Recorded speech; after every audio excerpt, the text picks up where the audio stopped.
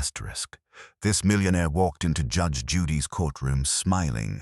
But 3 hours later, he left in handcuffs because of one homeless boy in duct-taped shoes. Nobody in that courtroom expected the morning to become unforgettable. It was supposed to be ordinary, a cold Tuesday, a packed docket, small claims, arguments over rent, damaged cars, broken promises. The kind of cases Judge Judy had seen thousands of times before. But then the courtroom doors opened, and a little boy walked in. He was not holding his mother's hand. He was not standing beside a lawyer. He was escorted by a police officer, wearing a jacket so big it looked like it belonged to a grown man, and sneakers wrapped with grey duct tape because the soles were coming apart. He looked about 10 years old. His name was Leo.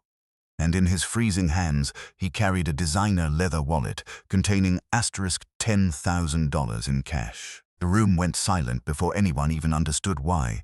Judge Judy looked down from the bench, eyes narrowing slightly. She had spent decades watching people lie, panic, manipulate, cry, beg, and pretend. She knew the body language of guilt. She knew the sound of truth. She knew when someone was acting. But this boy? He was trembling too hard to act. The police officer beside him, Officer Miller, stepped forward and explained that Leo had been found sitting near a subway entrance in the freezing rain. He had been holding the wallet, waiting for a police car to pass so he could turn it in. He had not spent $1, not one, not even for food, and that detail hit the courtroom like a hammer because the officer also revealed something else. Leo had been sleeping in that subway station for almost 3 weeks. Judge Judy leaned back slowly, a homeless child, a wallet full of cash, a freezing night, and somehow not one bill missing. Then the owner of the wallet entered the story. His name was Richard Sterling, a wealthy real estate developer. Expensive suit, polished shoes, gold watch, the kind of man who did not walk into a courtroom like he was nervous. He walked in like everyone else was wasting his time. He stood near the front, phone still in his hand, barely glancing at the boy. Judge Judy watched him carefully. That was her first clue, because a decent person who had just recovered $10,000 would look at the child who returned it. Richard Sterling did not. He looked only at the wallet. The clerk placed it on the table. Sterling stepped forward, snatched it up, opened it, and started counting the bills right there in open court. 100, 200, 500, 1,000. The only sound in the room was paper sliding against paper. Leo stood a few feet away, arms wrapped around himself, shoulders shaking from cold and fear. His eyes stayed low. His lips were cracked. His face was pale, and the millionaire kept counting. Judge Judy did not interrupt him. Sometimes silence exposes people better than questions ever could. When Sterling finished, he snapped the wallet shut. "It's all here," he said coldly. "Not thank you. Not son, are you okay? Not even a nod, just. It's all here." Judge Judy slowly removed her glasses. That was when everyone in the courtroom knew something was coming. "Mr. Sterling," she said, her voice calm but sharp, "a 10-year-old boy without a home found your wallet containing $10,000 and returned it untouched. Do you have anything you would like to say to him?" Sterling sighed, as if gratitude was an inconvenience. Then he opened the wallet again, pulled out a single $20 bill, and tossed it onto the table. It landed between him and Leo like a piece of trash. "Here," Sterling said, "buy yourself something to eat, and you're lucky I'm in a hurry, or I'd ask the officer to check your pockets." A gasp moved through the courtroom. Even Officer Miller's jaw tightened. Judge Judy stared at Sterling. Leo did not reach for the 20. That was the part nobody forgot. A starving child, a freezing child. A child who had every reason in the world to take anything offered to him, but he did not touch it. He simply looked up at the judge. And in that moment, Judge Judy saw something that money could never buy: dignity. She struck the gavel once, hard. The sound cracked through the room. "Mr. Sterling," she said, dangerously quiet, "pick up your $20. Sterling blinked. "Excuse me, you heard me. Pick it up. Sit down. Do not speak. Do not look at your phone, and do not test my patience." For the first time that morning, Richard Sterling looked offended, not ashamed, offended, as if no one had ever spoken to him that way before. But he picked up the bill and sat down. Then Judge Judy turned to Leo. Her voice changed. "Come closer, sweetheart. Leo shuffled forward. The oversized jacket swallowed his small frame. His shoes squeaked faintly against the courtroom floor. Judge Judy leaned forward. "Leo, I want you to answer me honestly. Nobody would have known if you kept that money. You could have eaten. You could have bought clothes. You could have found somewhere warm to sleep. Why didn't you keep it?" The courtroom froze. Leo looked down at his shoes. Then he looked back up. "My mom told me not to," he whispered. Judge Judy's expression softened. Leo swallowed hard. "She got sick last year. Before she died, she told me we might not always have food. We might not always have a bed. But we still have our name, and if I take something that isn't mine, I lose the only thing I still own." Nobody moved. Nobody coughed. Nobody whispered. The words came from a 10-year-old boy.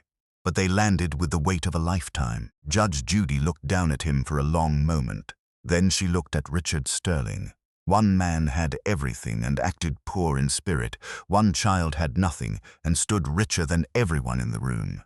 But the story was not finished, because while the courtroom was still absorbing Leo's answer, Officer Miller stepped closer to the bench.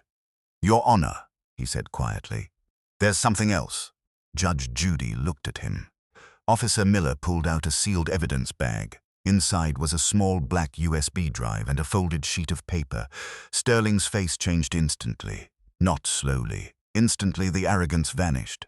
The color drained from his cheeks. His hand gripped the bench in front of him. Judge Judy noticed.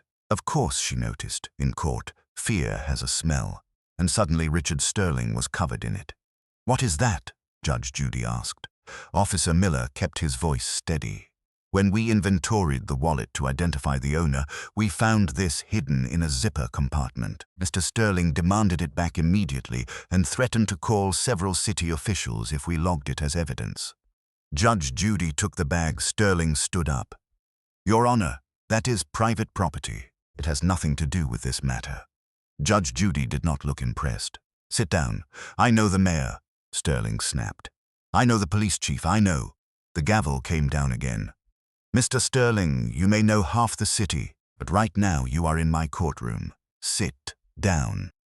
The room held its breath. Sterling sat, but now he was sweating. Judge Judy unfolded the paper. At first, her expression revealed nothing. Then her eyes slowed line by line. The courtroom watched her face harden. The paper was not random. It was a ledger: names, dates, amounts, property addresses, payments routed through shell companies, zoning approvals, inspection signatures, cash transfers. This was not a mistake. This was a map of corruption. And Richard Sterling knew it. The USB drive was logged into evidence. The court officer contacted the proper authorities. Within minutes, a state investigator who had already been working on a corruption case involving Sterling's company arrived at the courthouse. That was the moment the entire courtroom understood. The wallet had not been important because of the cash. The cash was just bait. The real treasure was hidden inside. A ledger that investigators had been chasing for over a year. A record that could expose bribed inspectors, dirty officials, unsafe building approvals, and millions in stolen public money. And somehow, the only reason it reached the court was because a homeless 10-year-old boy refused to steal. Sterling panicked. "That boy took it," he shouted. "He opened my wallet. He tampered with evidence." "Arrest him." Leo flinched. Officer Miller immediately stepped closer to the child. Judge Judy's face went cold. "Mr. Sterling," she said, 10 minutes ago, you counted every dollar in that wallet and announced that everything was there.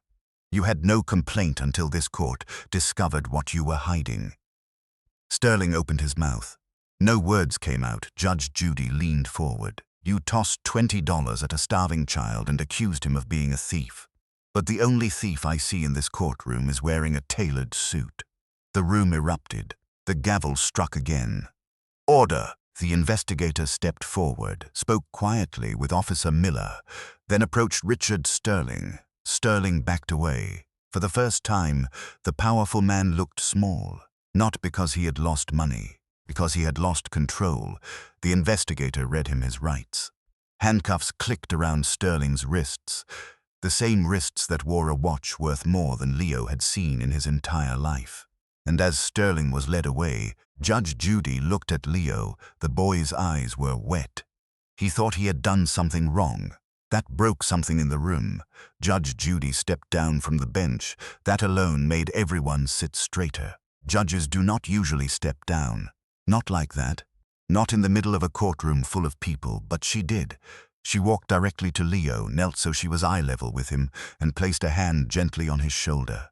"Leo," she said, "look at me." He looked up.